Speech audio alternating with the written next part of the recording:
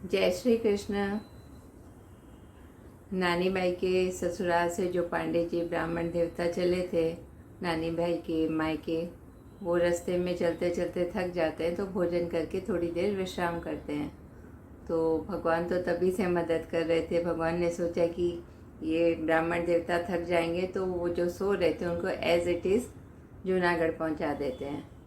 जब वो उठते हैं तो देखते रहे तो जूनागढ़ पहुंच गए। उन्हें लगा उनकी स्पीड तो बहुत अच्छी है, जल्दी से पहुंच गए। जूनागढ़ में पूछते हैं कि भाई नरसिंह जी का घर किधर है, तो बताते हैं। तो नरसिंह जी का घर देख के परेशान से हो जाते कि ऐसा घर है नरसिंह जी का। फिर उन्होंने कहा कि भाई आपके समधी ने ये पत्रिका भेजी है और ये लिस्ट भेजी है। तो पत्रिका देख के और घर में द्वैती का विवाह है, सब सुन के बहुत खुश हो जाते हैं। समधी ने याद किया, द्वैती का विवाह है, बड़ी खुशी की बात है। और जो मायरे की लिस्ट थी, कुंकु पत्रिका, दोनों भगवान के पास रख देते हैं।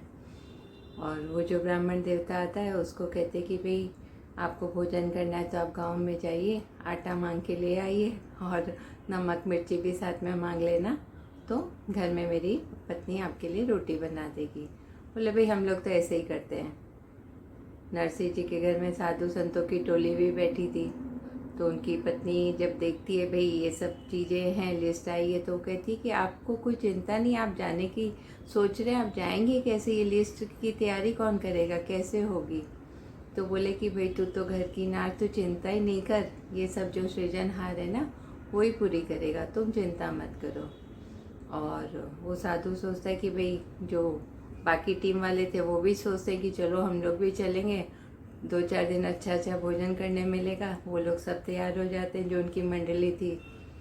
जाएंगे कैसे, तो भाई टूटी फूटी बैलगाड़ी आस पड़ोस से मांग मूंग के इकट्ठी करते हैं।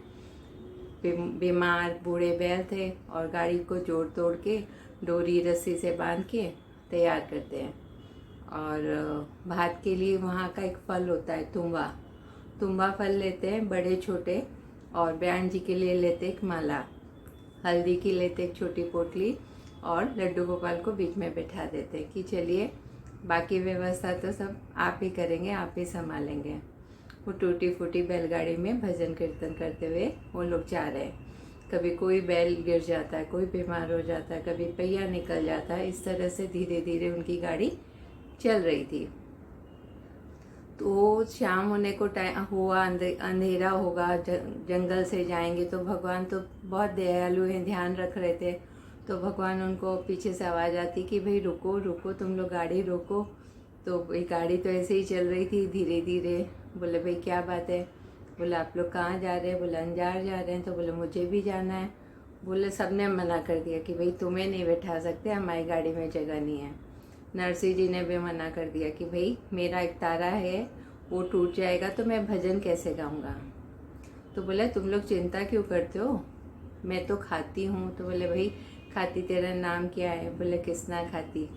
तो मैं आपकी गाड़ी भी ठीक कर दूंगा और चला भी दूंगा।